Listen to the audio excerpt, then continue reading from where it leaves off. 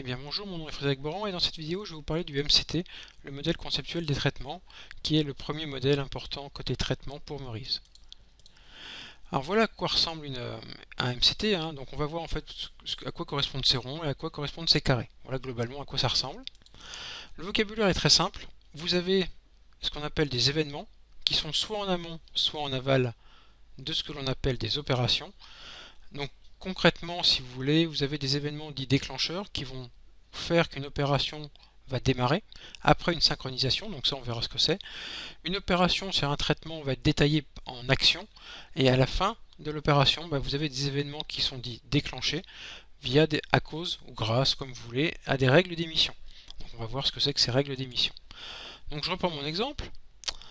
On va s'intéresser en fait à la description de tout ça. Vous voyez que c'est systématiquement des événements déclencheurs, une opération, des événements déclenchés. C'est toujours une succession de ça. L'événement, c'est quoi? C'est simplement quelque chose qui s'est passé. Alors ça peut être un avis, vous voyez ici, qui est émis, ça peut être quelque chose de temporel, ça peut être un appel téléphonique, ça peut être vraiment tout ce que vous voulez. Ce qu'il faut bien comprendre, c'est qu'un événement, il peut être déclenché par une opération, comme avis. À la fin de l'opération mise à disposition, il y a l'événement avis, un avis est émis, et cet avis émis va déclencher, lui, une autre opération. Donc un même événement peut être déclencheur et déclenché. Une opération, c'est un ensemble d'actions qui sont effectuées par le système d'information, toujours déclenchées. Et surtout, ce qu'il faut comprendre, c'est qu'une opération, elle peut être détaillée en action. Vous voyez qu'ici, il y a deux actions qui détaillent l'opération mise à disposition. Ici, on n'a pas détaillé l'opération de destruction de carte, parce que c'est pas utile. Ce qu'il faut bien comprendre, c'est que tout ça, c'est ininterruptible. C'est-à-dire qu'il n'y a pas d'événements qui vont venir au milieu pour dire attention, on continue ou pas. C'est vraiment un gros bloc non cassable, non interruptible. La synchro, c'est quoi? C'est en fait une règle qui dit comment l'opération va être déclenchée.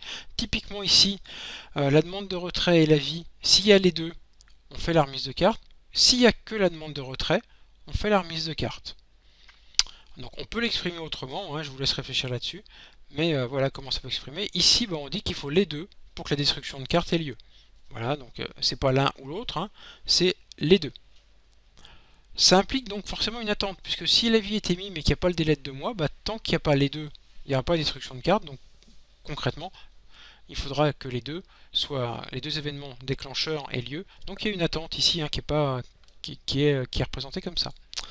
Les règles d'émission, c'est simplement en fait qu'est-ce qui va générer les événements déclenchés. Donc ça peut être soit des choses explicites comme carte disponible ou carte non disponible, soit quelque chose de très classique qu'il faut mémoriser, c'est toujours.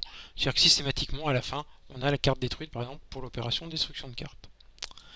Une précision, un même événement peut servir à plusieurs opérations.